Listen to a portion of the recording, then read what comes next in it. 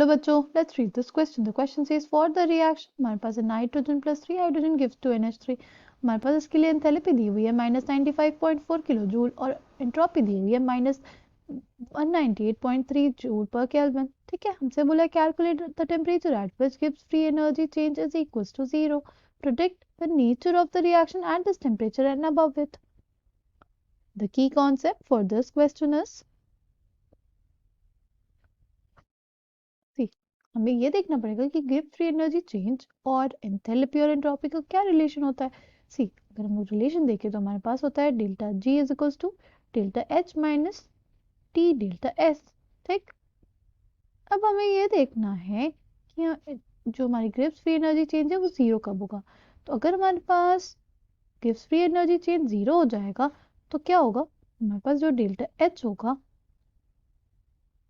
वो basically delta H minus T delta S हमारे पास जीरो हो जाएगा.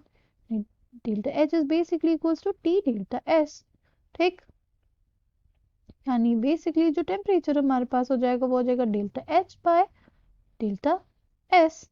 राइट, डेल्टा एच हमारे पास क्या दिया हुआ है, वो दिया हुआ है -95.4 किलो जूल, -95.4 इंटू 10⁻³ जूल्स. ठीक, डेल्टा एस हमें क्या दिया हुआ है, डेल्टा एस हमें दिया हुआ है -198.3 जूल पर केल्विन. राइट, हम लोग बस टेम्परेचर निकालने के लिए क्या करेंगे, -95.4 इंटू 10⁻³ बाय -198.3. ठीक,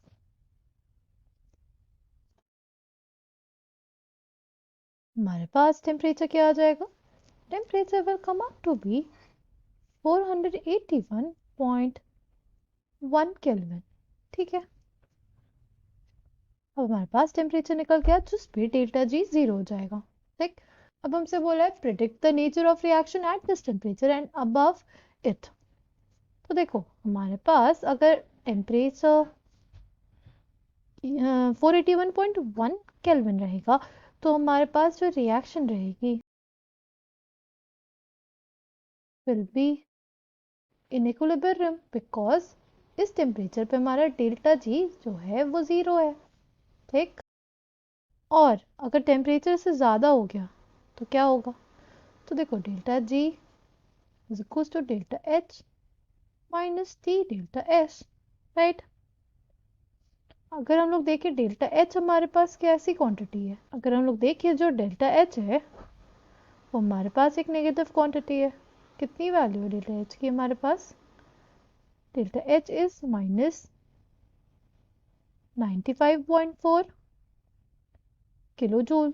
ठीक, और अगर हम लोग बात करें डेल्टा एस की, वो हमारे पास कैसी क्वांटिटी है, वो भी हमारे पास नेगेटिव क्वांटिटी है और उसकी वैल्यू हमारे पास है -198.3 जूल पर केल्विन. ठीक, और हमारे पास टेम्परेचर जो है वो कितना आया, 481.8 केल्विन. राइट, अगर इससे टेम्परेचर ज़्यादा हो गया, ठीक, अगर सपोज हमारे पास टेम्परेचर से ज़्यादा हो गया तो क्या होगा, तो देखो एक बार हम लोग उसको सॉल्व करके ही देख लेते हैं कि क्या इफेक्ट पड़ेगा. ये हम लोग इसको लिख सकते हैं ना -95,400 जूल्स.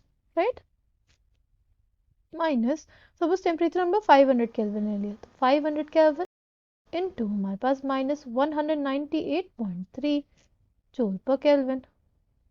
ठीक, तो हमारे पास क्या आ जाएगा, ये हमारे पास आ जाएगा -95,400 जूल्स प्लस 99,150 जूल्स.